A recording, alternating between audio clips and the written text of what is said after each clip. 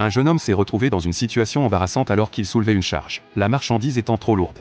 La manille de la grue s'est tout simplement cassée. Pour éviter les reproches de son patron, il n'a eu d'autre choix que de demander de l'aide à son maître d'apprentissage. Ce dernier a examiné la manille et a déclaré qu'elle pouvait être réparée, ajoutant que le jeune homme avait de la chance. Il y avait justement là un morceau de fer remis au rebut, qui, après un simple traitement, permettrait de la remettre en état. Au début, le jeune homme était un peu sceptique.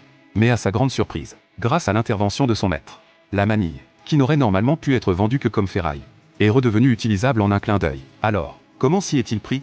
Voyant que le jeune homme restait sceptique, le maître artisan a tout de suite fait une petite démonstration. On l'a d'abord vu couper la partie superflue de la barre d'acier ronde, ne conservant qu'un petit bout. Puis il a commencé à façonner la partie centrale en forme d'arc. Il a ensuite changé de sens pour continuer, usiner l'autre extrémité de la même manière, afin de donner à l'ensemble la forme d'un 9 doigts. En voyant cela, le jeune homme n'a pu s'empêcher d'admettre son talent. Derrière ces gestes simples et apparemment improvisés, il a réussi à obtenir un résultat digne d'une machine à commande numérique. Le tournage n'était que la première étape de la fabrication. Le maître artisan a ensuite fixé ce morceau de fer à 90 degrés, afin de tourner la surface sphérique latérale pour la rendre plane, récupérant ainsi la structure de la manille qui s'était cassée. Une fois cette phase terminée, il a retourné la pièce pour tourner l'autre face. En termes de dimension, c'était à peu près ça. Il suffisait de s'assurer que l'écart ne dépasse pas 1 mètre, afin de laisser une marge suffisante pour l'usinage ultérieur. Cette technique consiste à utiliser le tour comme une perceuse. Après avoir percé un grand trou sur le côté, il mesure l'espacement des filets sur la goupille.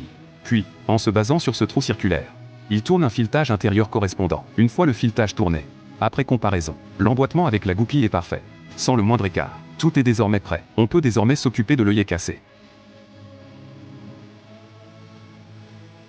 Le maître artisan commence par marquer l'emplacement, puis découpe et retire la rotule endommagée. Il la place ensuite sur le porte-outil du tour, après l'avoir solidement fixé, et perce un trou dans la face de coupe. Ce trou servira de trou de montage pour raccorder la nouvelle rotule. Mais une fixation unidirectionnelle ne serait certainement pas assez solide. C'est pourquoi le maître artisan doit ensuite la placer sur la perceuse, et percer également un petit trou sur le côté. Une fois tous les perçages terminés, on peut alors insérer la nouvelle rotule dans le trou de montage, pour la relier au mousqueton et former un ensemble homogène. Il ne reste plus qu'une dernière étape avant la fin de la réparation. Un espace suffisant a été laissé au niveau du raccord, pour permettre la fusion.